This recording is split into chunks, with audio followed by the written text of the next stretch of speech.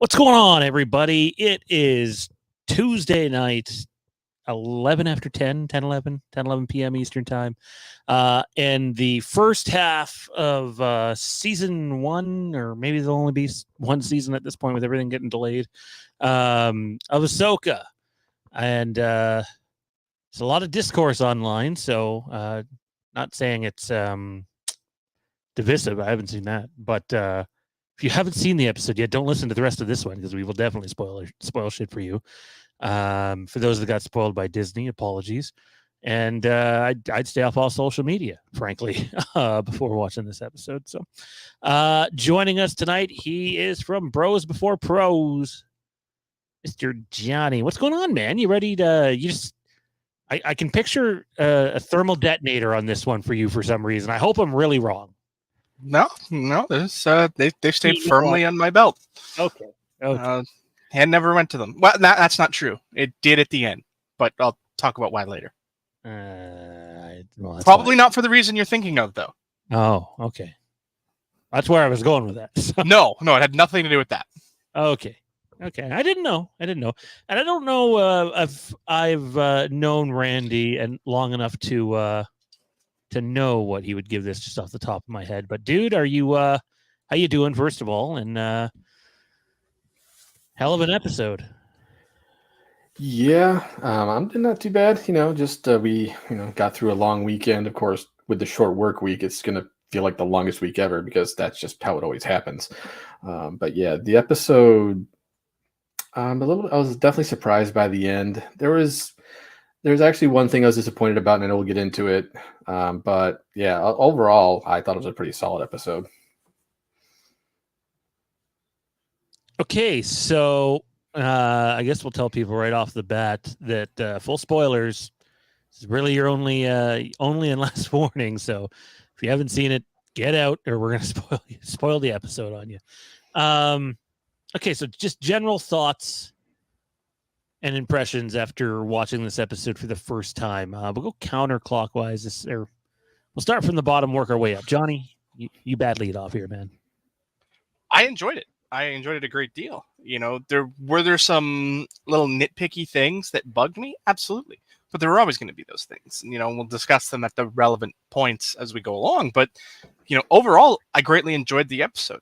It had everything that I want in a good episode. It had story progression, it had character progression, and it had just general all-around badass action moments. So it had everything I wanted in a good episode for a more compact episode. And I clocked this episode at like 32 minutes full runtime. So it had everything I needed to have for a slightly truncated hour-long episode. So it had everything I needed it to have. I enjoyed it, and I don't know if it's not my favorite episode so far. It's my second favorite so far. Randy, how about you, man? Thoughts after the episode? So, for anybody who's gotten to like your typical TV series where it's like 22, 23 episodes. I mean, for a mid-season finale, so to speak, this had everything you would need to set up the next 4 episodes, which is all you could really ask for out of this. Definitely some surprises. So, great action. There was some really good drama. Some of the acting was spot on. We got more Balin, which is what we all need, more Balin. Let's be honest there. And finally get to see the ghost, which was, awesome. So overall, I was, it's right up there. It's definitely out of the first 4 episodes, it's right up there for me. Like I said, just a couple of nitpicky things, but beyond that, I have no real complaints. Okay, so I just want to get like my nitpicky things out of the way because I think there's so much positive to talk about with this episode. So I guess my nitpicky things are, I thought, did anyone see who directed this one?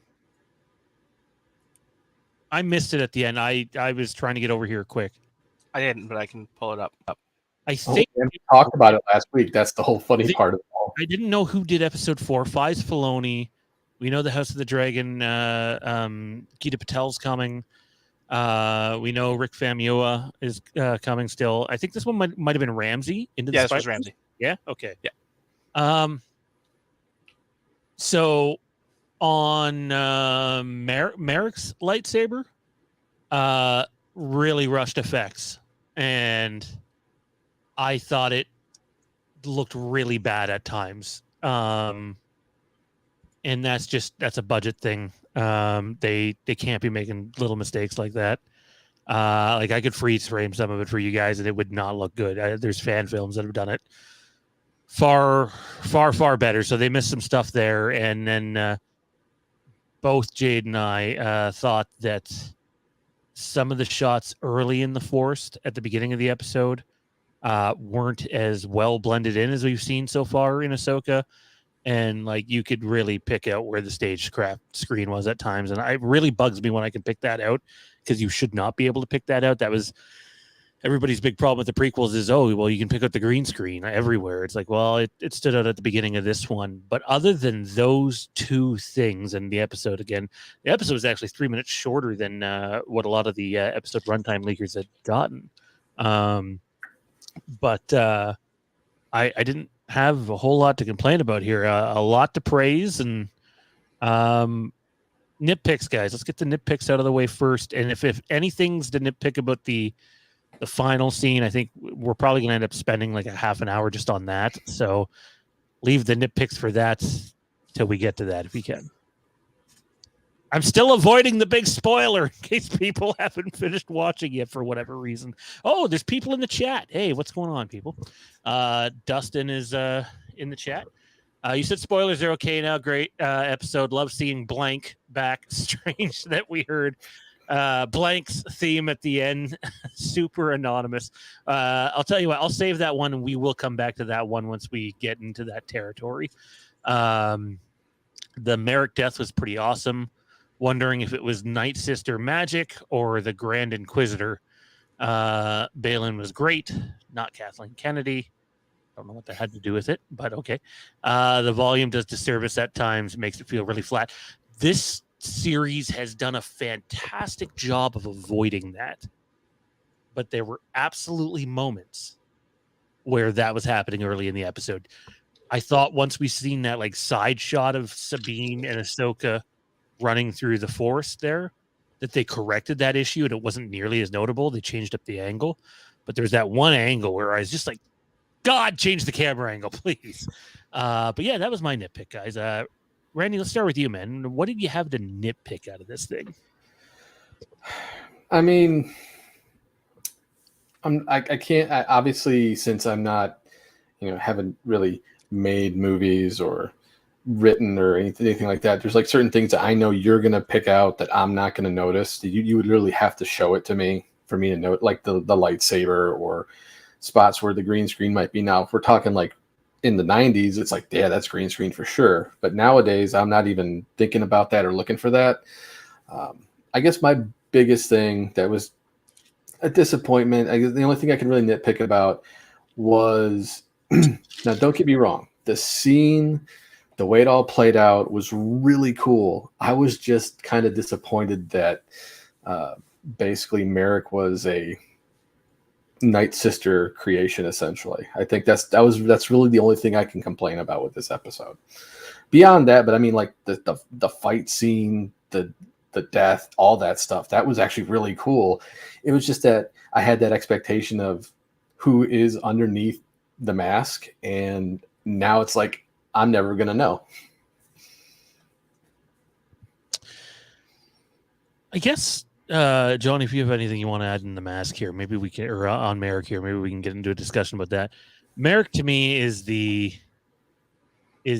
that's what you get for reading internet hype at times. And I'm not saying Randy does that, because Randy definitely doesn't. Randy has said to me on multiple occasions he doesn't go looking for spoilers or anything like that.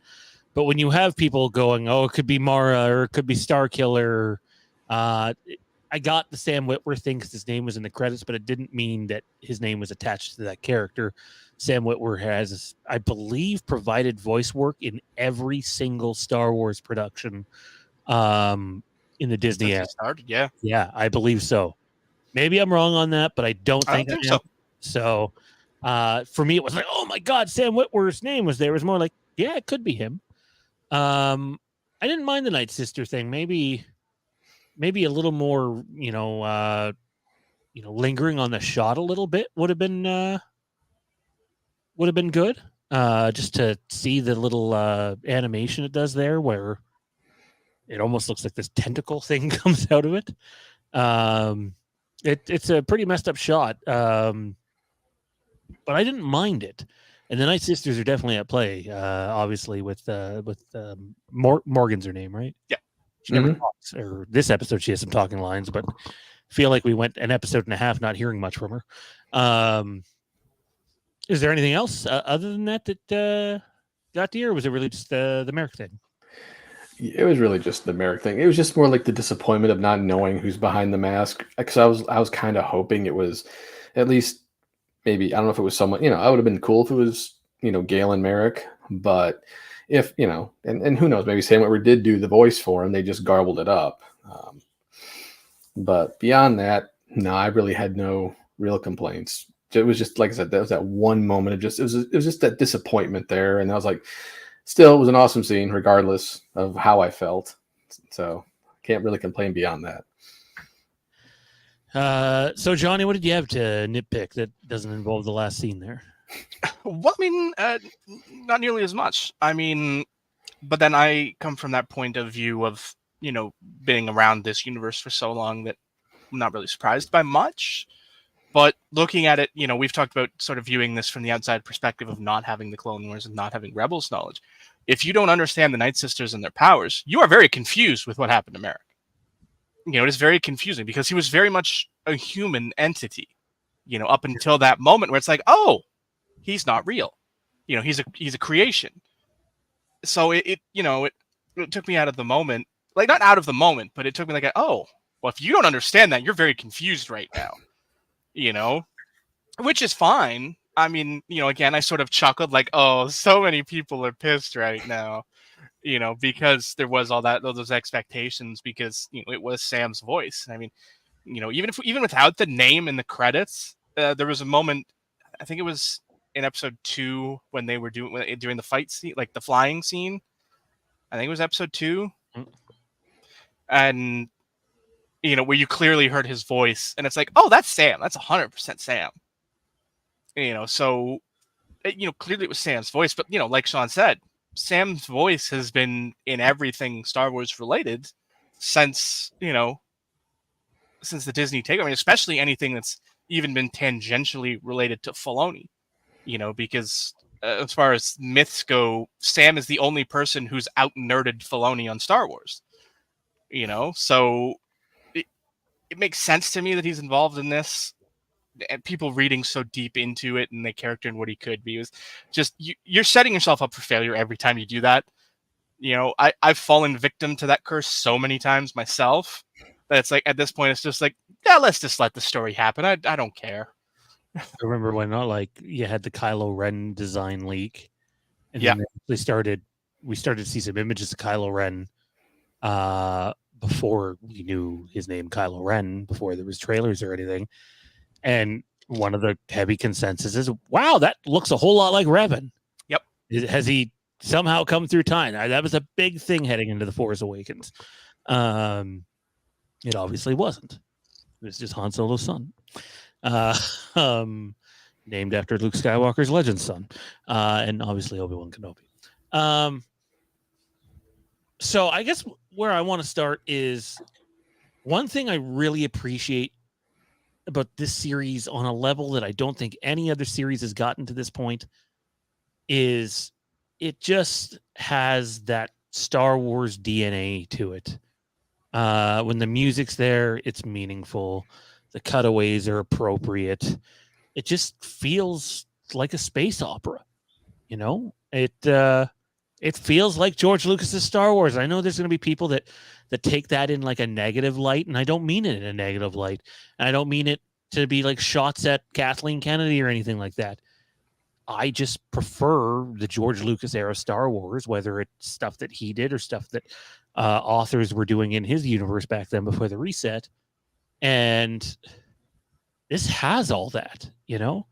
The lightsaber battling, I don't know if it's my favorite, but it's still lightsaber fights. And, you know, when you have Shin versus Sabine, it should look a little sloppy. I actually enjoyed their fight more than the actual combat parts of Balin and Ahsoka. Yeah, but I enjoyed the build, like the way they lingered on the beginning of that fight, and it was almost like a samurai fight. Your move, their move. I really appreciated with Balin and Ahsoka, but the actual combat, I thought Rosario Dawson was doing some weird things at times that kind of took me out of it a little, but I appreciated what it was. I appreciated that Balin took advantage of Ahsoka, obviously, it doing whatever to her hand that it did, burning it or. I think the map definitely burned into her hand. Well, that'd be interesting, right? Because that's my assumption. Because you have to get there's them the map, right? Yeah, you have to get them there somehow, and having that map on her hand, I think, is the key to that. That'd be very interesting. I don't know. I just also there was this vibe of seeing Ahsoka and Sabine outside of the ship in live action, a Mandalorian standing beside a Jedi Knight. Obviously, I'm a huge Knights of the Old Republic guy. That just seeing that was like, fuck, that's awesome. You know, give me that. Give me more of Sabine as the Mandalorian traveling with Ahsoka. That really does it for me. And actually, you guys have both seen Rebels, right? I just want to throw this prediction out here, and I don't know this, but everyone was like, well, Ahsoka shows up to pick up Sabine. Why wasn't she in the white getup? Well, what if Ahsoka shows up again to pick up Sabine at the end of episode 5 or the beginning of episode 6, if there's a time jump or anything, and then she's in the white getup? And then that shot right there ends up being what we've seen at the end of Rebels. I don't know. Just a theory. I could be way off. But I honestly, I'm kind of fanboying over here. What do you guys think of the lightsaber battles? Let's go to there. I mean, I enjoyed them. I enjoyed the crap out of them because they looked like you said, they looked like classic George lightsaber battles. I mean, more prequel era than original trilogy era, but you know, that's just as much about the, you know, improvement of the technologies and the, you know, better understanding of the Jedi, which sort of sounds weird to say considering all of the crappy decisions George made about the Jedis in the prequels. But as far as the combat went, it had improved leaps and bounds in the 20 years after Jedi before Phantom Menace, that they felt real. And if there's one sort of gripe I've had about the Disney era of lightsabers, is that the lightsabers have just looked weird to me visually, you know, and that's a thing that's bugged me. I mean, not quite the as far as Rebels with the thin sort of flashlight lightsabers that they had, but I understood that as a stylistic choice because that was, you know, that was more based on the original drawings of McQuarrie than anything else. So that I was fine with. I didn't like it, but I was fine with it because it, you know, tracked within, you know, lore and canon and was a nice nod to those original drawings. But this looked real. My one gripe in Kenobi was that the lightsabers looked weird. I didn't like the lights. They tried too hard with the reflections and, making the lights glow with the reflection, with like the color, on the faces and things like that. That this didn't have that. It felt more muted and more appropriate to me, that I enjoyed the combat. And I liked seeing the clash of styles. When you see... Sorry, we haven't talked about that at all in 3 episodes, and I'm so thankful you brought it up. Is you and I were all over the Ahsoka, not the Ahsoka, the way the lightsabers looked in Kenobi, because really they should look like they do in the prequels. That's those lightsabers. It's not like they're newly constructed lightsabers, and you can say, oh well, maybe the tech is different. If you watched, I dare anybody to watch Revenge of the Sith, and then watch Obi-Wan Kenobi, one after the other, and the lightsabers are nowhere close to the same. And this is a technical thing, but it's a technical thing that really bothers me when we're watching all this stuff in 4K. And you don't notice, other than, I thought, again, Merrick's lightsaber, it wasn't like, it's not the thing you're talking about. I know what you're talking about, where it just looks like they're using the practical thing on set, sliding the set, and they're not actually going over it in CG. This entire series hasn't had that until you just mentioned it, though. I'd never thought of bringing it up, but it's been noticeable that, the lightsabers look like they do in the prequels. I mean, this is the first time that it's been sort of front and center for such a long period of time that you actively notice it. So that's sort of why I am picking it up here and noticing it here, because it's more relevant to talk about. But, for me, it was more the dichotomy of skill levels. I loved seeing that. When you watched Shannon and Sabine battle in the forest, you could clearly tell that these were two, Padawan apprentices. They're still learning. They're still, improving upon their styles and trying to learn things. And I loved seeing that. And then you see, Baylan and Ahsoka on the map pad, and you get the opposite of that. You get two, presumptive people who are fully trained in the Jedi way. And Baylan has gone because we don't know, to this point, we don't know what rank Baylan topped out at, but it's safe to assume he made it to Knight. I think, he's a comparable age to Obi-Wan, so it's safe to assume they at least reached that rank. I don't think he would have made it to Master without us having heard about him at some point, but, it's safe to assume he's at least a Jedi Knight. So he finished his Padawan training, so did Ahsoka. So, she was, I guess, knighted in absentia, right? Sorry, what? Ahsoka was knighted in absentia, like after the trial, when she left, she was referred to as a knight within the order. I think just a lot of people in the order thought they did her wrong, and I think just in general refer to her as a Jedi. But she never actually became a Jedi. No, but that's why I'm saying she was sort of, knighted in absentia. Knighted by accolade, not by...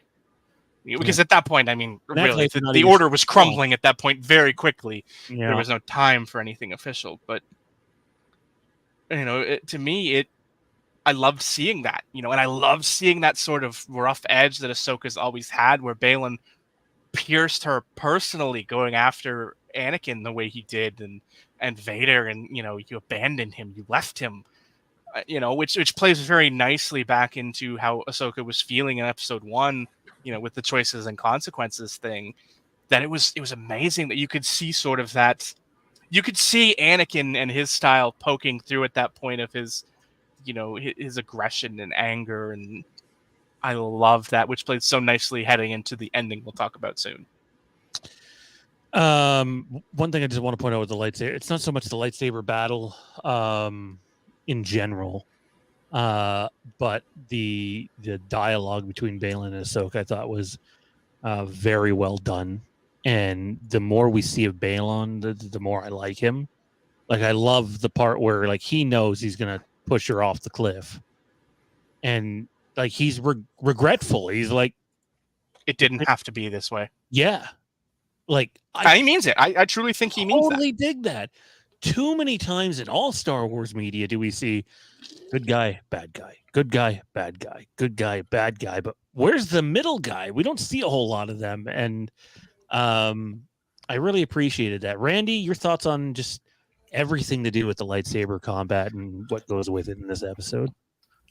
So we'll start with Sabine and Shin. I liked that it felt like with Sabine, she started kind of getting back to that muscle memory, the training she had with Kanan, and starting to use her Mandalorian skills on top of the dueling skills she learned from Kanan. So that was kind of nice little callback. I like the fact that, like you were saying, she's not fully trained. She's just getting back into it, so she's a little aggressive, a little sloppy with some of her swings. But it seems like her instincts are starting to come back because she did a much better job this go around against her than first time. Obviously, one of the things I noticed with Ahsoka and Merrick was the one stance she took that was reminiscent of Anakin in episode 2 when he was defending off against Dooku. Just that high aggressive stance that she took that ended up taking down Merrick, which was, like I said, it was just over in a flash. That was that nod to Kurosawa. That's what I love about some. It was just over so quickly because it just shows that how well she's trained versus, as what we saw, is essentially a creation by the Night Sisters, which was skilled to a degree, but obviously not enough. Now, when we get to Baylan and Ahsoka, I thought, just like you said, the interaction was really well done. You were talking about, white and black. Where's the gray? Both of them essentially are in the gray. When you think about it, you have two. I mean, obviously, one's leaning towards one way, one's leaning towards the other, but both of them, very similar in terms of just cut from the same cloth. So it was a very, the emotion, especially from Ahsoka, especially when she thought Sabine had been killed. That was like probably the most emotion I've seen out of her so far this entire series, other than brooding and being upset about her decisions with Anakin. But it just shows how much she truly does care. She's just always trying to keep a level head because she's trying to go back to her Jedi training. Where in this case, it just kind of that's where she lost focus, and that's when she ended up losing in this case. But yeah, Baylan, I don't want to see this character die. I want to see this character continue to grow, and I want to know more about this character. He's just, I don't know. It's so unlike any character we've seen in Star Wars, especially the new canon that they've created since Disney took over. I'm just enamored, and I just want more.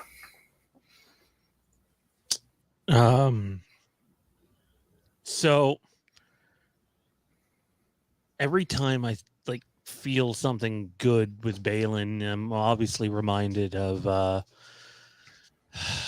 Ray Stevenson's premature passing. And it's obviously I feel for the man and his family, but they do have one hell of an uphill battle if the character lives throughout the season to replace Baylan with. And for the love of God, regardless if his family's for it or not, I don't want to see some CG put together mess. You got to find someone who can just capture Ray Stevenson's on-screen presence, which will be no easy task. So you gotta cast right. Jill brings up a point that I thought would be a sticking point for a lot more people in this episode, and I think for a brief moment I was bothered by it too. She says, anyone else so disappointed by Sabine?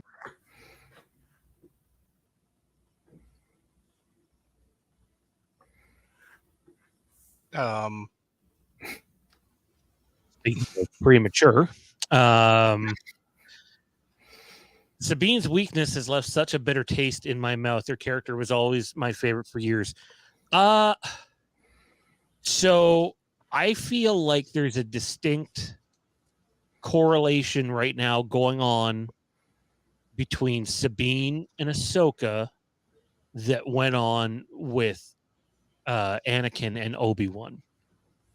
I think there are direct parallels there where, and this is before Anakin obviously goes and participates in Order 66 and is eventually lost. Anakin and Obi-Wan, whether it was in the Clone Wars, in the novels back then, or even on screen, while they both might have the same goals, right? Defeat the Separatist army and save the Republic and the Jedi. Sometimes they have very different ways of achieving those goals, or sometimes a lot of the time, Anakin, even if Obi-Wan said something, Anakin thought, no, there's a better way to do this, even if he was wrong. And I'm seeing a lot of that where Ahsoka is coming across a lot like, say, Attack of the Clones Obi-Wan, and Sabine's coming across a lot like Attack of the Clones Anakin Skywalker. So I wouldn't give up on the character yet. I just think that, mind you, she's tech savvy, and I don't know anything in terms of like where her character psyche is. But for me, I just think she thinks if she can get there, that she can get them back. Meaning her and Ezra, and maybe put a stop to the whole Thrawn thing. But also, I thought there were massive hints in this episode at something to come if you've read any of the new Thrawn novels, and it's all in Balin's dialogue. So I totally get what you're saying, though, Jill. It was a little quick, but hey, those are the things you get when you have a 32-minute episode instead of, say, a 47-minute episode where you could have lingered on it longer and had her really struggle with that decision, maybe even have some fight back afterwards. You lose the time to do those sort of things, which is why, even though the episode was, it was longer than 32 minutes. I think it was, 30, or was it 32 minutes in runtime? Was it, Johnny? I think you said that. About 33 minutes. Okay, so 33 minutes. You still found time for Ahsoka and Balin to have their big stare down and dialogue during it. Like, that fight is nowhere near as impactful without those two characters having the back and forth there. Also, I mean, speaking of not wanting characters to die, for the love of God, leave Yin Yang alone. David Tennant has been fucking phenomenal, and we need more of him. I know the popular thing in the Disney Star Wars is, oh, cool droid, let's just have more of him. Sorry, my dog's being stupid. But yeah, no, I mean, David Tennant's a whole new level. Like, for me, his performance in this has been like, it matches that of K2SO, and I think those two are above all the other, droid companion things we've got in the Disney era. I'm digging them. Any other thoughts before we get to the big ending? I also like seeing the Rebel fleet again, or Rebel Force of Habit, the New Republic, one of the New Republic fleets on screen. It's always good seeing that. I appreciated the mom. I have a bad feeling from Jake. Yeah, that was awesome. That was cool, because that was like her confirmation. Like, yeah, this isn't good. That is so very true. But yeah, floor is your guys. The floor is yours. If there's anything else you want to discuss that's not that big final one, which we're going to obviously spend a significant amount of time on.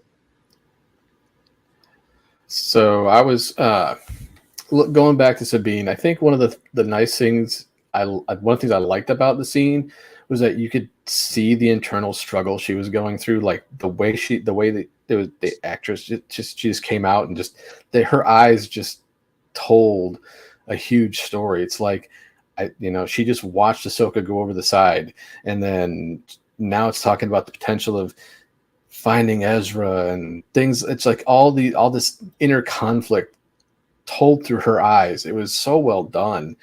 And yeah, it was a bit quick, but when you have two fallen Jedi, essentially, or at least a fallen Jedi and a Padawan, and it's just you, and you have no Force abilities, and your master is gone, or is perceived gone. It felt like she just felt defeated, and that's when she eventually gave up the map. And I get it. I can see that why people be disappointed in that, and the fact that she did do that. But ultimately, like you said, this is a chance for her to achieve her goal. And I really kind of like the fact that Balin's like, I'm going to keep my word, unlike, your master. So there's still integrity there with Balin. And I really feel like that's going to play a real key part later in the season. I just feel like there's going to be something that's going to kind of flip with him, where he's actually going to end up maybe defending Ahsoka, or at least doing something that would be something good rather than being the mercenary that he's been so far. That's the type of character he strikes me as. Like, if it goes against his integrity, his code of ethics, he's going to stand up again. He's going to stand up for it. So I'm going somewhere with our cameras on the bottom of the screen, so don't think it's a glitch for those. Go ahead, Randy. Sorry, I think. And then last thing was like with the ghost. Now, I had to see an article for this, but apparently, I don't know if you guys have noticed, but Jason has the same arm guard on his shoulder that Kanan did. Yeah, I noticed that when we first saw him. I was like, wait a second, how did I not notice that first go around? But I was just like, that really struck me as a really nice little nod that, again, I feel like an idiot for missing, but it's just nice to know that it's there. But you can tell the kid's got something. It's just, I just think Hera's trying to, kind of keep him away from going down that route, and sticking him as a pilot more or less, which we've seen other savants, so to speak, start out as pilots and end up as Jedi. So, well, obviously, the battle ends, and we see some New Republic craft get blown away as the hyperspace ring made that other galaxy jump, which I'm glad wasn't like just this normal hyperspace jump and away they go. It had to be something bigger and more intense, and was it George Lucas used to say faster and more intense? And like, it looked like that on screen. That looked like that's not something that's supposed to happen. So I dug that, but I remember turning to Jade and being like, oh, so they just took the whole ring with them, huh? Okay, then. I thought they were going to send something through the ring, almost like a honestly kind of similar to I can't even think what the name of it now, but the thing in Thor where they put the thing down and I thought it was going to be something like that.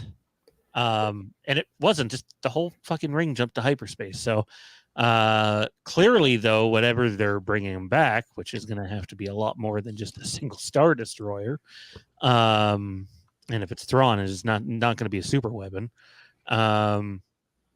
Clearly, they intend to bring back a lot with that ring. So after that, we somehow I'm still struggling to figure out how she ended up there, but final warning: if you haven't seen the episode yet, you probably want to bow out, because we're going to get into some big. If not before, then now. Like, if you've stuck around this long and haven't seen it yet, we're about to hit the big one, and unless you want that, well, it's too late now. Yeah, it's too late. Whoops. Okay, so I'm not sure. Obviously, I need to let the next episode play out before I come to a conclusion on this. But one of the things I liked about Rebels was the way that they found the world between worlds. It was like this very hidden, secret place that almost nobody's supposed to know about, and Ahsoka fell off a cliff and somehow ended up there. And the only way I think I'm going to be okay with this is if basically she's in limbo right now and could go either way. That would be an interesting perspective of how to end up in the world between worlds. Other than that, I don't really know how she ended up there, but just general thoughts on this scene. You can get spoilery. Randy, I'm going to start with you, man. A lot to unpack here in a little, basically 90-second thing. So when when you see the close up and you're kind of going, okay, I saw water. Now why does this look kind of strange? And then when she wakes up and the camera pans back, and I'm going, wait a second. How did she get there? How did she get into the world between worlds? And all of a sudden you hear Anakin, and I'm going, huh? I'm like, I'm expecting to see Force Ghost Anakin. And then he's there in the flesh, and I'm going, okay, something doesn't feel right, but yet obviously there's that emotional response of getting to see Anakin in his Clone Wars garb, and it's just fully there, and it's just like, okay, this is a bit intense. But you know what? You actually make a really good point when you said something about her being in limbo. It's like almost like she might be on the cusp of death. So maybe that's one of the ways to travel, like her Force spirit traveling to the world between worlds. And this is Anakin meeting her to kind of guide her back to where she needs to be to stop Thrawn. Johnny, your thoughts, man. I'm curious. I think you said you had some nitpicks on this one. So, well, for one, I love the transition. I thought that was just absolutely phenomenal visually. The way they transitioned from the flowing, white water into the world between worlds was almost seamless. I loved that. I thought it was amazing. And, it takes a second to sort of acclimate to where you are, because you're sort of, for a second, you're like, what's happening? Like, you wonder exactly where it is. And then you see Ahsoka and you see the path is like, oh, we're in the world between worlds. And then your mind goes, why are we in the world between worlds? How are we in the world between worlds? Then the questions start flowing out, and then you start hearing the voices, and it's like, oh. And then it's sort of, are you seeing moments in time, as we know can happen in the world between worlds? Or is this actually happening? And then you get the moment where Ahsoka turns around and you see Anakin, which leads to my gripe. Why are you in black? Like that's a big thing for me, because they made that whole to-do about changing the robes in Return of the Jedi to where he's in the Jedi robes. Why are you in black now? You should still be in the Jedi robes. Unless there's a closet in the afterlife that we don't know about. Why are you in black now? So, Johnny, I know you don't really read new Star Wars literature. Randy, do you keep up with new books or no? Not as much as I should. Do you guys mind if I dive into something that just came out? Go ahead. So if it can shed some light on what's going on here, I'm all for it. So there's a book that just came out called From a Certain Point of View, Return of the Jedi. And one of the chapters in it, I think it's like the second last chapter, or the third last chapter, is called Brotherhood. And it's about Anakin Skywalker becoming a Force ghost and how it happens and who helps him. And there's, it's funny, you mentioned the closet thing, because there's this moment. So you're seeing the end of Return of the Jedi through Anakin and Obi-Wan's perspective on... I feel like I saw a snippet of this, and that's where my confusion comes from. And Obi-Wan looks at Anakin, and then he's like, huh, that's new. And Anakin looks down at the robes, and he's like, yeah, I didn't choose it. And Obi-Wan's like, maybe they chose you. And that's the extent of the closed discussion. But I found it, like, I just listened to this today too. So it's wild that Johnny brings this up, and then Anakin's in black. I'm a bit bummed, because now as I sit here lingering on the picture, if you would have asked me when the episode ended, I'd say she's in limbo. And when he says something along the lines, I'm seeing you sooner than, or you're here sooner than I expected, or something to that effect. I was like, okay, this is Anakin in the post life, and there's been stuff that to suggest that the Force ghosts become, like, they lose that bluey haze. Yoda loses it in The Last Jedi, and it happens from a certain point of view in New Hope. Qui-Gon loses it in front of Obi-Wan before, Luke has gone to try to rescue Owen and Beru.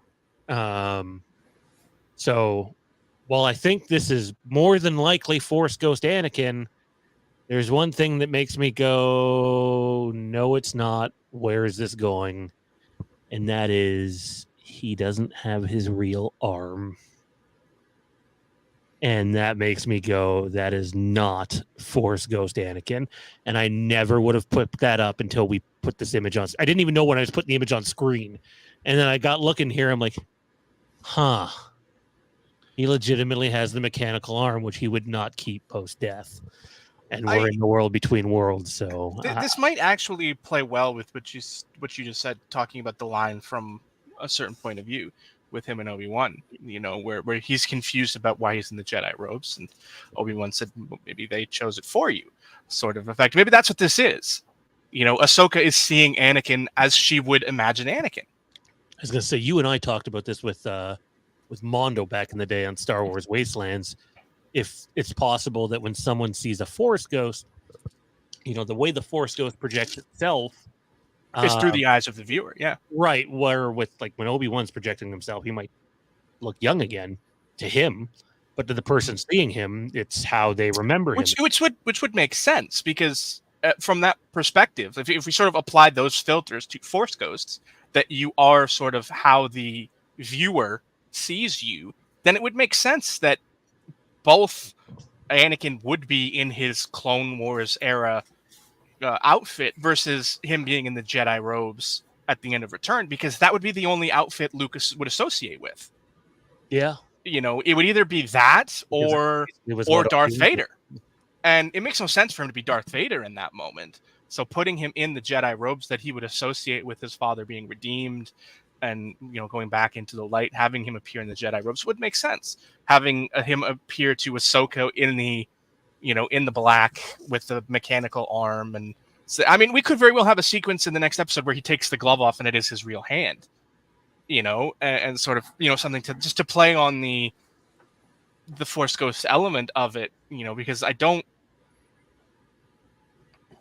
remember how the timeline lines up with him losing it versus him picking up Ahsoka as a Padawan. I can't remember if he still had it when they started together. I just think we're getting a twist here.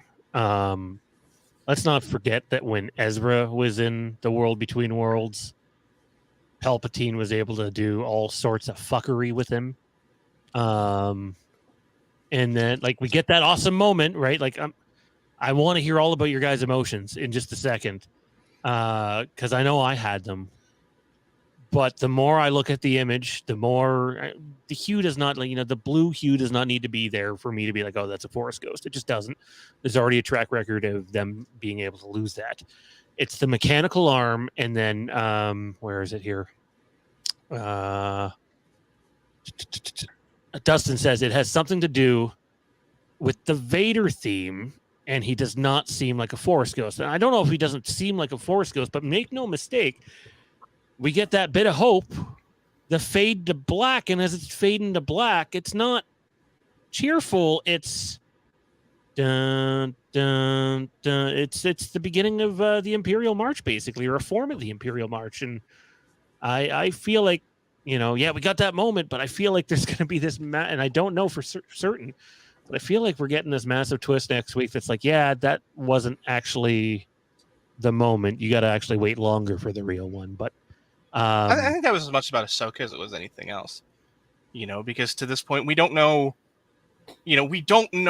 whether or not Force Ghost Anakin post Return of the Jedi has interacted with her, and that's a very interesting question that I now have. We know that Luke convenes with the Force Ghosts. Has Ahsoka? Well, the interesting thing about that chat, one of the final chapters in that novel there is they make it pretty clear in that even for Force Ghosts, it's not as simple as just showing up and being like, hey, you need to go here and do this and do that. It's an effort for them too. They make a point of saying when Obi-Wan talks to Luke after Yoda passes, Obi-Wan exhausts everything just to be able to break through and have him be seen. So like it's almost like something needs to be received on both sides in order to communicate. Randy, we also don't know how the rules apply in the world between worlds. Like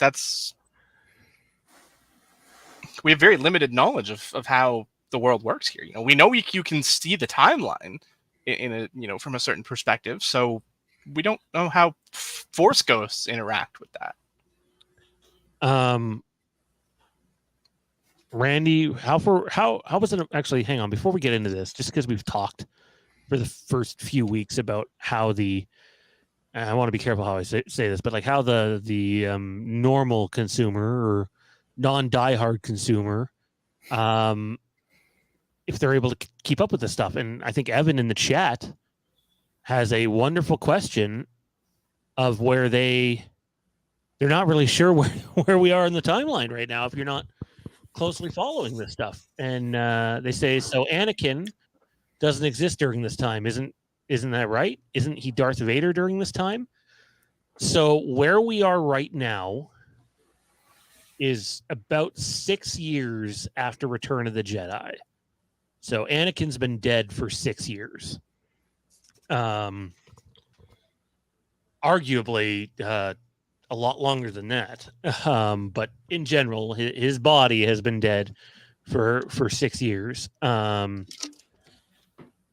So Darth Vader's gone too at this point. He's not Darth Vader. He became Anakin Skywalker once again in order to save Luke. The galaxy knows Darth Vader is dead. They don't know the minutia of that yet, I don't think. Evan says, then why did they play Darth Vader's theme at the end? That's the Tune thing. in next week. Yeah. Tune in next week. And I'm just saying, you still got it.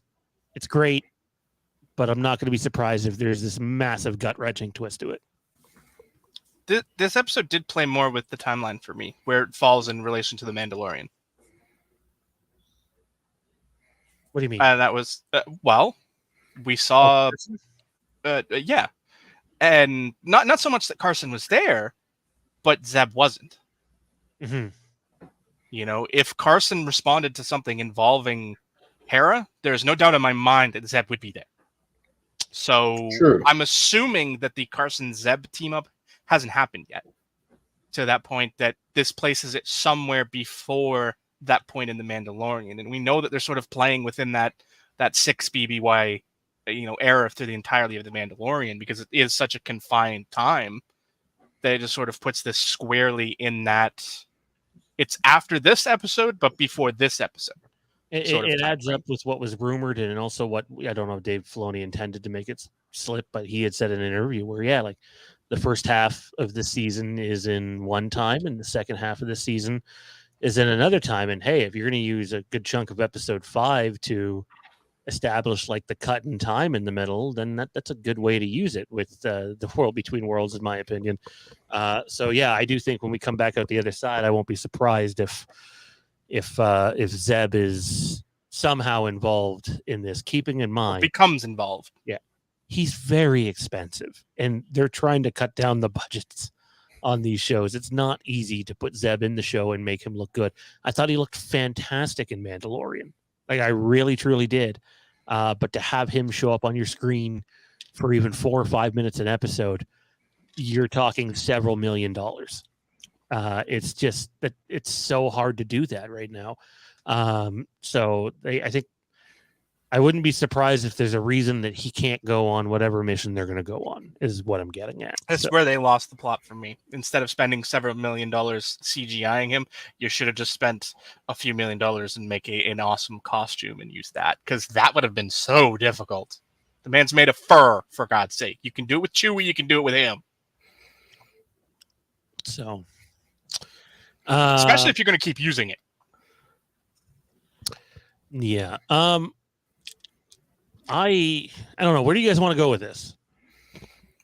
So, looking at the picture, I decided just to, while you guys were talking, I looked up Clone Wars season 7 Anakin, and it's a perfect match. So this, to me, this representation of Anakin is the last time Ahsoka saw him as a Jedi. And I think that's comforting to her. So whatever bombshell is about to get dropped, I think the Force has chosen this form of Anakin to kind of keep her calm as Anakin's about to tell her whatever is going to happen. Obviously, I'm going to assume, since there's going to be the time jump here, that what's going to happen here is he's going to actually say, "I was, Luke saved me," or he's going to have to even convince her he's not Darth Vader anymore. Exactly, and even he might even say, search out my son. Could be that way. You can kind of close that gap. It's like, okay, this is when Ahsoka eventually meets Luke. So we get that this is why she ends up meeting him. But also, if she really is in the world between worlds, he can be like, here's your way out. But when she comes out the other end, it is 3, 4, or 5 years later. Thrawn's back because Morgan was successful in retrieving him. I don't think we can go that far. Well, but it's at least a time jump enough that... Oh, no, I agree with the time jump element, but I don't think we can go to... quite frankly, I think the last thing we want to avoid is starting the next episode with, and Thrawn returned. What? That would just be awful. Strap yourselves in next week. I can't confirm this, but, I mean, the heavy rumor was for a long, long time that the season was split in half, so not only am I expecting to see a lot of the world between worlds and obviously Anakin and Ahsoka stuff, you're right. I'm expecting to see Thrawn next week too. I don't disagree with that element. I just don't think it's going to be in our galaxy. Oh, I hope not. I want to explore the other galaxy a little bit. That's what I'm saying. Because Randy just suggested that we come back from the world between worlds and Thrawn's return. Well, but that might be when Ahsoka. That's what I'm saying. When Ahsoka returns, Thrawn's back. But because what they'll probably do is they'll cut away and you'll see what's going on in that other galaxy in their search for Thrawn. Okay, so you're okay. Now I'm following you a little bit because the way you said it initially, it seemed more like it was pretty much just that Ahsoka comes out and while you were gone, Thrawn returned. Not sort of seeing some sort of play out simultaneously, which painted that way makes much more. So I can't see the entire episode being focused solely on Anakin and Ahsoka. I can see Anakin and Ahsoka having their moments, but I can also see them, since they've made the jump, arriving in the galaxy, exploring it, finding the Chimera or what's left of it, or depending on, or even maybe not even the Chimera, something, maybe Thrawn found a way to build a fleet since he's been gone as long as he's been gone for. Bigger, better, faster, stronger. Exactly. But with that hyperspace ring, usually, if you remember in the prequels, the Jedi starfighters hooked up to the ring and they made the jump. So if it's that size, either they're going to try to hook up an entire fleet to that thing, or they're actually going to, or that Star Destroyer or whatever ship that Thrawn has now is just that massive. I think it'll be a fleet. Fleet lines up more with Thrawn than big super weapon. He was very against super weapons. He never liked those.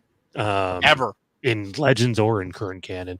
And it does make me wonder, if that is Anakin as a Force ghost. And I know there's probably been, what do you mean if it clearly is? And maybe it is, but if it's not, then that's another bag of words. But if it is, I also kind of think hey, you have some questions here as a creative team, Filoni, Kennedy, Star Wars, Lucasfilm in general, is you went out of your way to say the new books are canon and that they matter with the physical media that comes out, video games and TV shows and movies alike. Anakin should also be saying to Ahsoka, the Thrawn thing, it's not what you think. Because it's not supposed to be that, which is why a lot of people... Thrawn's not supposed to be this big... I was going to say mastermind. He is supposed to be a big mastermind. He's not supposed to be this... He's not Palpatine. He's not supposed to come and wanting slaughter. Balin says in this episode, you have to destroy to rebuild. I'm harping on this because it's in the current canon books. It's the main point of 6 books, and Vader sees some of it for himself. There is a bigger threat out there somewhere in the galaxies that threatens them all. Jedi, Sith, whether it's the Yuuzhan Vong, Grisk, or if they're one and the same. And that's Thrawn's end goal, is to destroy them. I think the idea that you need to destroy and rebuild is obviously going to not sit well with the New Republic, which means I still think we're going to get a bit of that too. But I don't think to me, that's something that should come up. I know you guys haven't read the books, but when they go out of their way to say these are canon, these are important, and Anakin / Vader seeing the Grysk for himself, that's pretty important detail to leave out. So I don't know if we, the viewer, will get to hear that conversation. I could see that being like the big twist at the end or season 2 or whatever, that Ahsoka knows that, oh, she's not actually going to kill Thrawn. But maybe that's just me projecting what I want. But that is what the books, in fact, did set up. So if you don't deliver on that, you only have yourselves to blame when the audience is like, well, what the fuck? Or at least those that read the books. I was just super emotional. I don't know if you guys caught it, and I thought I heard it to a point where I stopped the TV, rewind it, and listened again right in that moment. I thought his first words were, "Hey, Snips." They were 100%. And it was. It wasn't super clear by any means, but his first words were absolutely "Hey, Snips," which is like, that's perfect. I don't know about what you guys think, but like, to me, that's a fantastic way to start. I think it set the moment. Like, I think, we keep going back to this, like I said, why does he look like what he does? And tying in the books, tying in the outer, the non-television, the non-live action, non-animated stuff into the overall canon. I think that's relatively easily achieved by pretty much duplicating that scene from the book, where you have Anakin look down and see he's in the black and the Clone Wars regalia and be like, huh, Obi-Wan was right.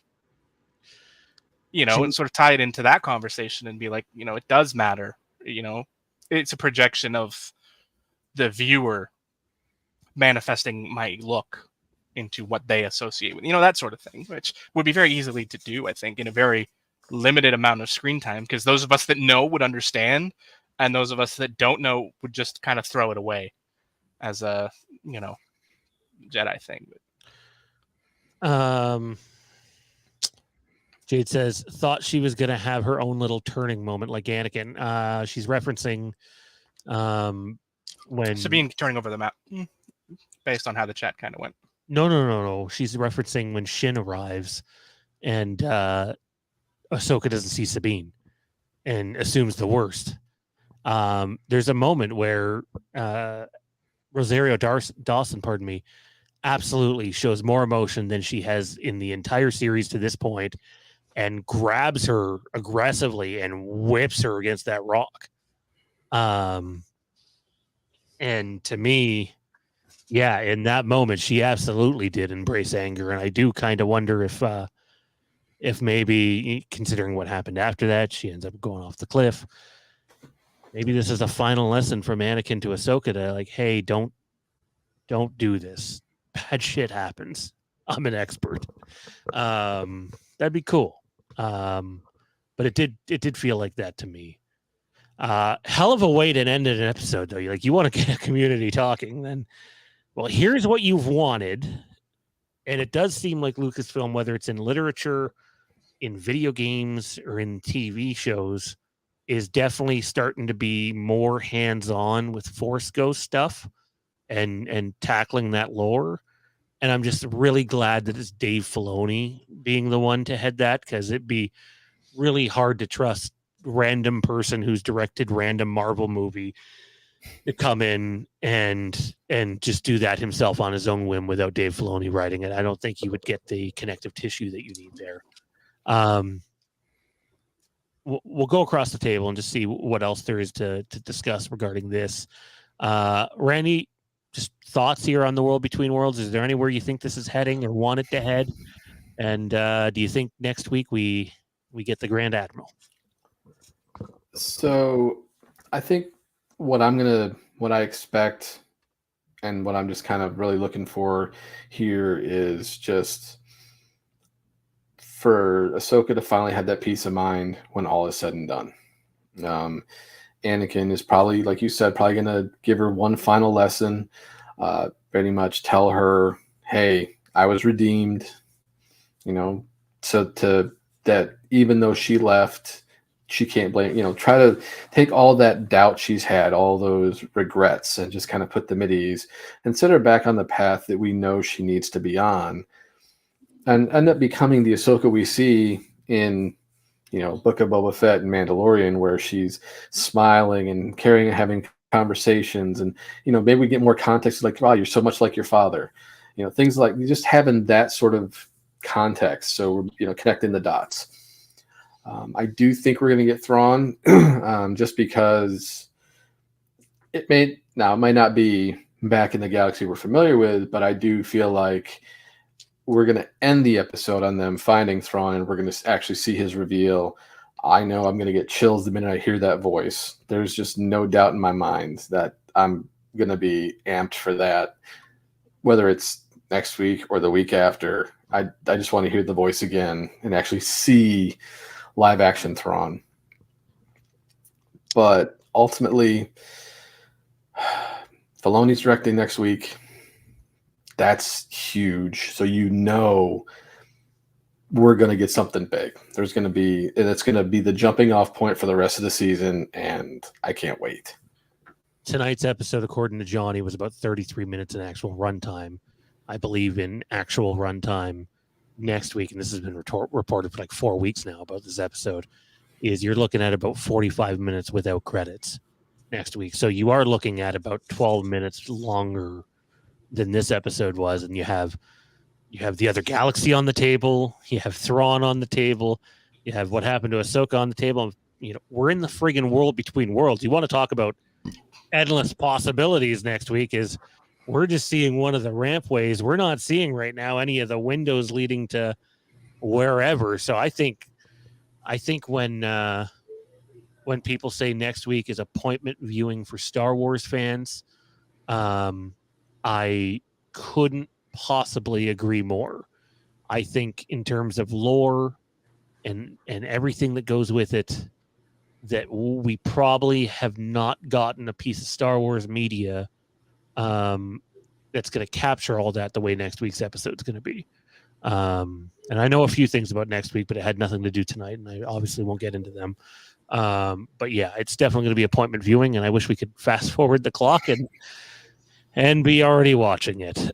Johnny, your final thoughts here, man, on just the world between worlds. If the chat wants to bring up anything at all pertaining to this episode or future episodes of Ahsoka, feel free to get your comments in now before we get out of here. Just keep any spoilers that you've read or have heard out of it. Correct. Yes. That's something we don't want. Spoilers for this episode and this episode only, not future episodes. Yes.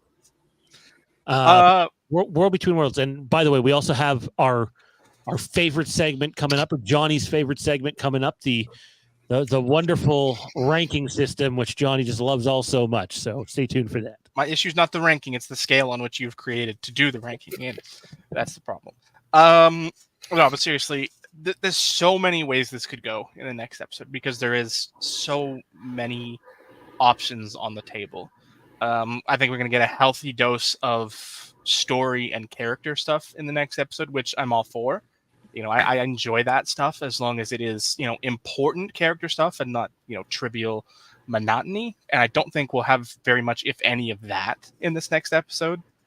We're going to get answers to the question of Anakin. Is that Anakin? Is it someone pretending to be Anakin? Is it the Emperor? Is it, somebody in the chat brought up the, the son, and the father, the three entities of the Force. So there's a lot of options on the table here. There's so many questions and so few answers for me, and I love that, because it allows sort of it's a double-edged sword, right? Because it allows your mind to wander and speculate, and but then you sort of start building expectations, and you think you fantasy book the idea in your head. It's like, oh, this would be so great, and then it isn't even remotely what you imagined, and then you're left a little bit disappointed by that. So for me, I just want to see where they go with this, because there's so many options. This moment we're about to have with Anakin and Snips, I think, is going to be emotional in a lot of ways. You're going to have Anakin assuming that it is Anakin, which I do, is going to have to, sort of go through a mea culpa. I think part of it also is he's going to absolve Snips of her guilt. Because she definitely in the back of her mind thinks that if she'd stayed, she could have stopped him. She could have prevented Darth Vader from being Darth Vader, which, let's be honest, that's the same things that Obi-Wan had to deal with, in his exile. Yeah. And I'm all for that. Going through that, because I think it's important. I think that's part of the roadblock in Ahsoka's ability to train Sabine, is that, sort of holding back the Padawan and apprentice connection, because she doesn't want that to happen again. So I'm excited to see where it goes. I think we're definitely going to get a healthy dose of the world between worlds. I think we're going to get a fair bit of, or I think we're also going to get some more squabbling within the New Republic. Because of because of Hera's little jaunt, and the ships being lost and those things happening and them still escaping. So I think we're going to get a bit of that sort of things that's going to allow Mon Mothma to, acknowledge the threat and actually prepare and try and do something about it. I think we are going to get Thrawn in this episode, but I don't think it's until the end. I think we're going to see, Morgan and Braylon and Shin and Sabine in this new galaxy, sort of acclimating and finding Thrawn throughout the course of this episode, and it will end with the Thrawn reveal. Whether or not that leads to, I think we sort of discussed what could happen, and I think we're going to end the world between worlds. Anakin and Sabine are going to have Ahsoka are going to have their moment in their chats. They're going to come to their place of happy, which I think makes sense, and it's going to end with as she's getting ready to leave, it's going to end with sort of a Snips, before you leave, there's something you need to know. And the camera's going to pan out, and we're not going to see that conversation, but that's going to be the, Anakin prepares her for the coming threat, and whether that's letting her know that, Thrawn is actually not the bad guy you think he is in this instance, which I think will sort of lead to, I sort of suggested back in, was it episode 1 or episode 2, that we might get to the big reveal that Ezra has aligned himself with Thrawn, which I think will be that moment in this episode. We'll have the pull back the curtain, where Anakin says there's something else you need to know. And then you see, Morgan and company catch up with Thrawn, and Ezra will be by his side, working against this greater threat to their galaxy, which is where I personally think it's going. Yeah, I think there's just so much on the table next week, like in what'll probably be 45 minutes of actual runtime.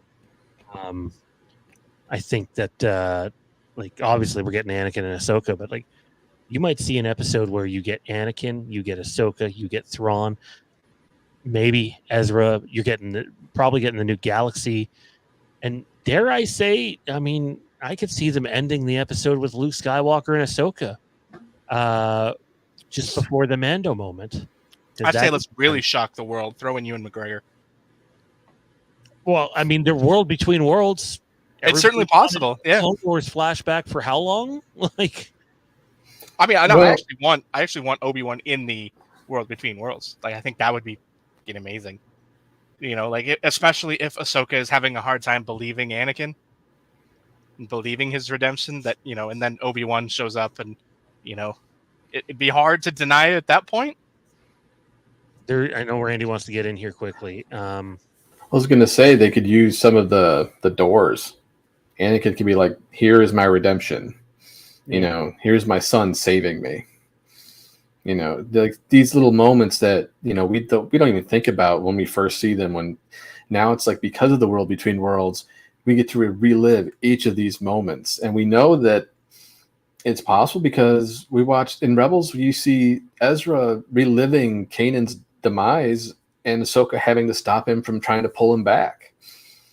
So we know that there's potential to show different things, whether it's Clone Wars flashback or Return of the Jedi, or just things that could help Ahsoka finally let go and be at peace. I realize her master died as a good guy, which makes sense because to the galaxy at large, Luke killed the Emperor, correct? That it's believed that, yeah, like to the galaxy at large, Luke is the hero that stopped the Emperor. Nobody knows about Vader turning. To this point, Vader's still reviled as a villain, if I'm not mistaken, right? Mm-hmm. Like he's still feared throughout the galaxy, even right up until the sequel trilogy. Man, like Leia gets ousted from the New Republic, the Senate, because of they find out knowledge that she is actually Vader's daughter. Yeah, that's what I thought. So I think it would make sense that especially if the moment where Ahsoka meets Luke hasn't happened yet, that you get Anakin playing this moment for her. You think you know how I died, but you don't. Play it out that you actually see his turn back and save his son and kill the Emperor, and then she can embrace him as Anakin once more, because obviously the last time she saw him, Anakin was dead, and that was the point. The one thing, going back to that novel, which literally it's only been out for a couple of weeks, and today was great timing, don't you think? Right? Maybe they actually planned something. It's definitely the deepest they've dove into Force Ghost lore, and like it does come across like when you're a Force Ghost, it almost, so they don't say word for word, but that like the way that I felt about it was like, oh wow, that sounds a lot like the World Between Worlds, the way this is working, because like Obi-Wan is like they're not just stuck watching the present. They can go into the future, they can go into the past, but they also can't just be like, okay, so this is what's going to happen, and this is what you need to do to. The Force has a way of being able to get them to say what they need to say, and stop them from saying other things, and all that's conveyed in that novel. I definitely recommend everybody at least given the Brotherhood chapter, and one called. Anyways, Obi-Wan and Anakin both have a chapter in it, and it's it oddly seems like it ties into this a whole heck of a lot. So wasn't expecting that tonight. Rating time, guys. Let's rate the episode out of 4, or out of 5. Sorry, out of lightsabers. You got 5 lightsabers, and then if you're kind of meh on it, what we said, it was a blaster, and if you really just can't stand the episode, it's a thermal detonator. I'll kick things off. Did we shrink? Wasn't that out of 10? No, it's only 5. I honestly thought it was out of 10. No, we've never done 10 on this. Yeah. You don't even remember the damn ranking system. I remember the important part. I remember the stupid parts. So you'll excuse me for forgetting the the normal stuff. So I gave episode 1 a 4.5 out of 5. 4.5 lightsabers out of 5. Episode 2, I believe I gave 4, and episode 3 I gave 3.5. I'm gonna give this one 4. I don't think it's as good as the first episode, because I think we still deal with a lot of rushing at times. Like there's a lot that happened in this episode, and it was only 33 minutes. I do think things need time to breathe. I'm thankful it sounds like next week's going to have time to breathe a little. And there was some technical stuff that I didn't overly like, but it easily could have been 4.5 out of 5 for me. I don't want to be like 5. I think I would reevaluate some of my scores once we've seen all 8 episodes. But if you give something 5 now, it's like, well, then something else can't really be better than it now, can it? So I'm giving it 4 lightsabers out of 5. And like if I had to get down to the nitty gritty, I would say that this is the second best episode out of 4 so far. Randy? Yeah, I'll agree with you. I'll give it 4 just because I feel like there's better yet to come.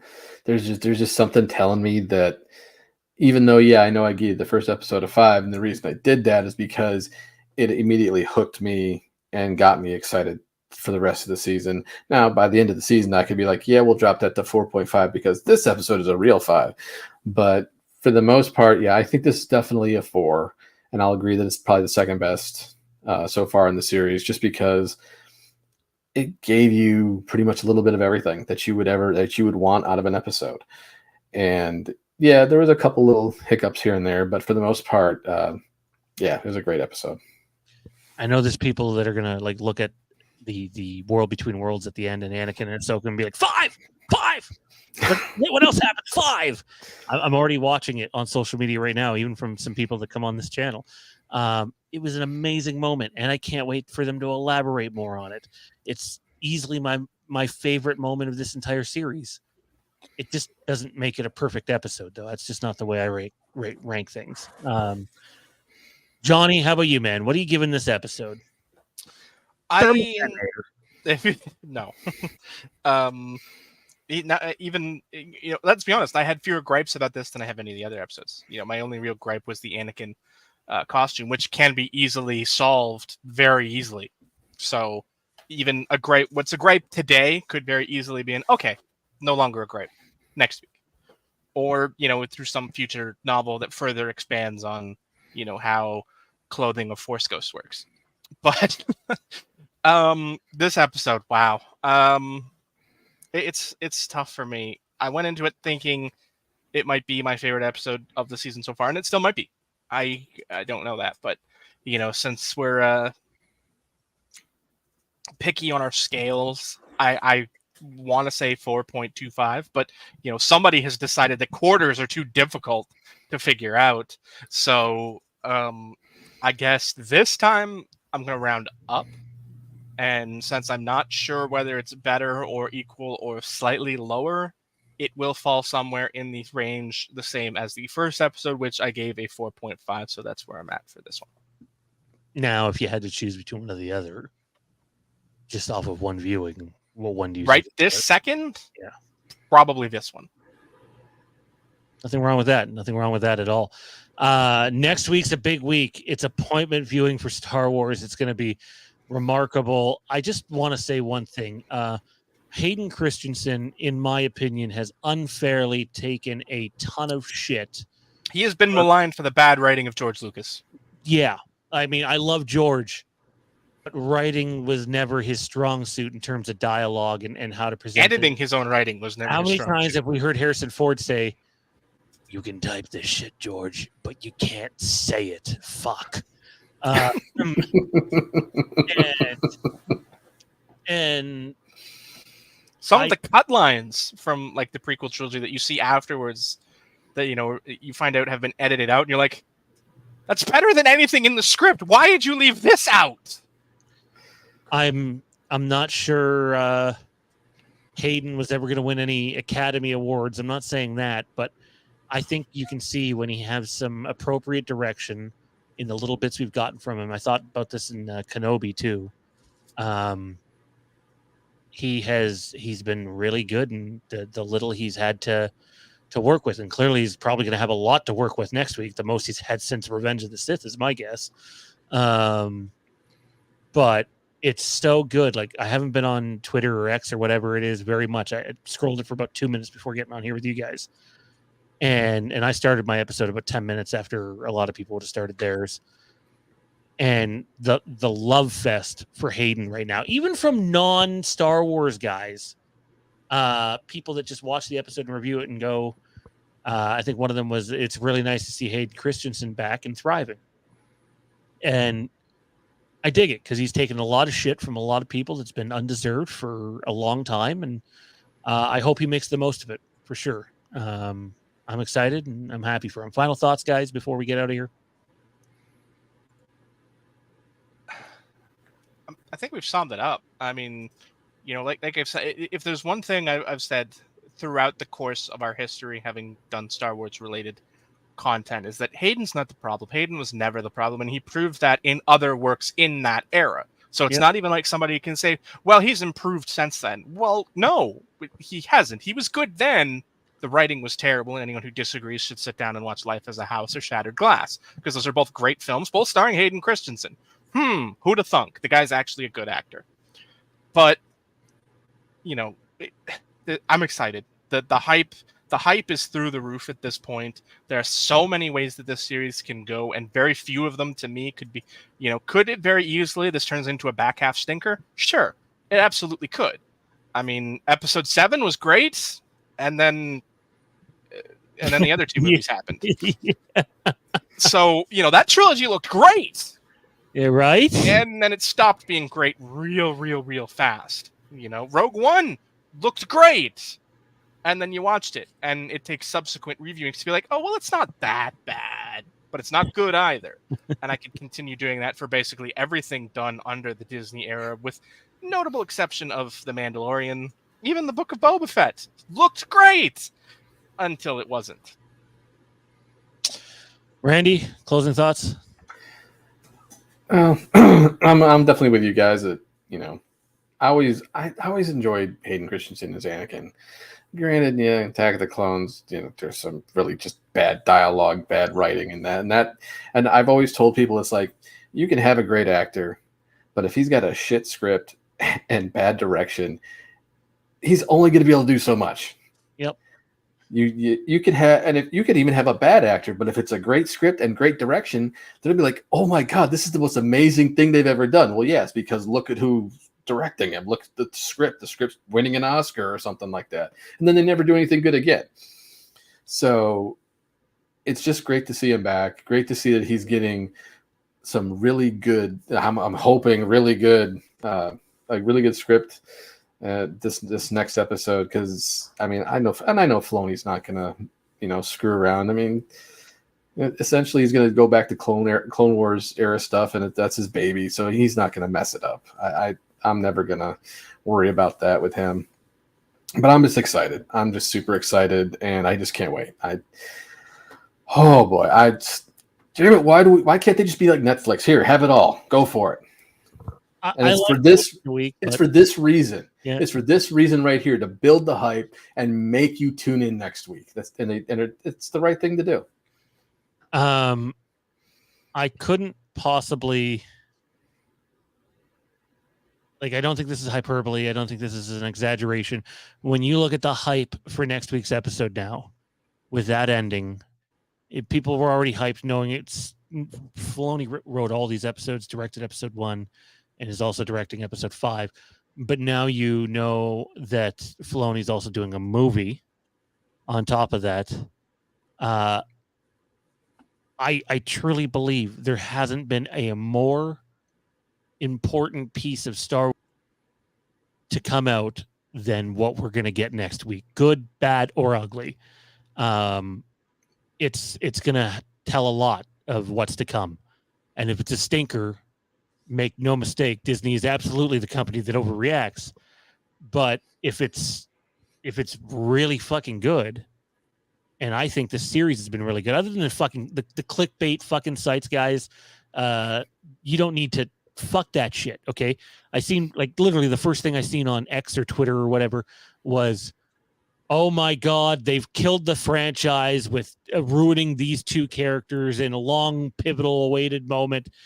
And it doesn't matter what they do. That will always be the headline. That's all they do. They don't care. They're not fans. They just want to peddle hate. They just want you to click. They don't care what the content is. For sure. But it really is. I don't think it's hyperbole to say there's a lot riding on next week. Now, I'm not saying they're going to blow everything up, but if it's a stinker, there's absolutely going to be rethinking on certain things. I don't expect it to be a stinker. I don't know if it'll deliver to the massive hype there was already hype before tonight, and then tonight happens. And I don't know what to call it other than the closest thing to probably the Force Awakens hype that I've seen yet from people that understand what's going on. So it's going to be integral. We'll end it with George's thoughts, guys. We'll let George get the last word in. No, Johnny, not that George. He's still missing. Episode 4 was awesome. The saber fights were amazing, and I loved seeing Anakin back in the world between worlds, rating 10 out of 10 from George himself. This was fun, guys. Looking forward to next week. Can't wait. May the Force be with you, and in 1 week, we'll be talking about a different galaxy much further and further and further away from the one that we're used to. Or maybe we'll be arguing about this one. Just have to wait a week and find out. What if it sucks?